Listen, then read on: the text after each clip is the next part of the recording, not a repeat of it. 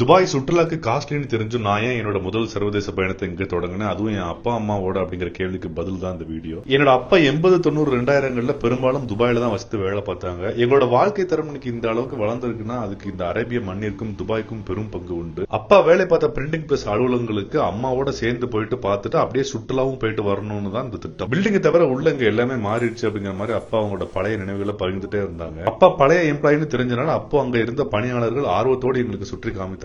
அதுக்கு அடுத்து அவங்க பணிபுரிந்த மேலும் ஒரு அலுவலகத்துக்கு ஒரு கான்டாக்ட் எடுத்து போனோம். அது அல்குவாஸ்னு ஒரு இண்டஸ்ட்ரியல் ஏரியால அமைஞ்சிருக்கு. அங்க போகிற வழியில அப்பா தினசரி எப்படி வேலை நாட்கள்ல பயணிப்பாங்கன்னு சொல்லிட்டே இருந்தாங்க. நாங்க போன அந்த சமயம் எம்ப்ளாயிஸ்க்கு அவங்க பெயர் மென்ஷன் பண்ணி டிஃபன் கேரியர்லாம் எடுத்து வந்தாங்க. அங்க அப்பா அவரோட முன்னாள் சக பணியாளராக இருந்த ஸ்டீஃபன் அவர்களை கண்டு பின் அப்பா விட்டு வந்து 10 வருஷம் மேல ஆனதுனால அங்க நடந்த மாற்றங்களை ஆர்வம் இருக்கானா சக்தி இருக்கானான்னு ஒருவரையா பற்றி விசாரிக்க அந்த ஸ்டீஃபன் அங்கிள் எங்களை பக்கத்துல இருக்கிற ஒரு ரெஸ்டாரண்ட்டுக்கு அழைச்சு டீ சாப்பிட்டு உங்களை மெட்ரோல ஏத்தி விடுறேன்னு கூப்பிட்டு போனாப்புல. நான் சிறு வயதில் இருக்கிறப்போ உங்க அப்பா என்ன பண்றாங்கன்னு கேட்கிறப்போ வெளிநாட்டுல வேலை பார்க்கறாங்கன்னு மேலோட்டமா சொல்லுவேன். ஆனா அப்பா அங்க வரிசையில் நின்று காயின் போட்டு தொலைபேசியில பேசக்கூடிய காலத்துல அதன் பிரிவின் வழி இன்னும் கொடியது. அப்பா எந்த அளவுக்கு வெளிநாட்டுல கஷ்டப்பட்டாங்களோ இன்னொரு முனை தனியா அம்மா ஊர்ல எங்களை பார்த்து வளர்த்தது மேலும் அர்ப்பணிப்பு. சோ ஒரு எம்ப்ளாயியா இருந்த அப்பாவா அதே ஊருக்கு என்னோட செலவுல ஒரு சுற்றுலா பயணியா அம்மாவோட சேர்த்து அழைத்து வரணுங்கிற ஆசையும் இந்த மண்ணிற்கு மரியாதையா என்னோட முதல் சர்வதேச பயணத்தை துபாயில தான் தொடங்கணும் அப்படிங்கறத நான் ரொம்ப உறுதியா இருந்தேன். அதை சாத்தியப்படுத்த உதவிய உலகிற்கும் இறைவனுக்கும் நலம் பிரிவுகளுக்கும் நன்றிகள். இன்னும் ஒரு சில வீடியோக்களோட துபாய் சீரிஸ் நிறைவு பெறும். தவறவிடாமல் அனைத்தையும் பாருங்க. நெகிழ்ந்த இதயத்துடன் நன்றி, வணக்கம்.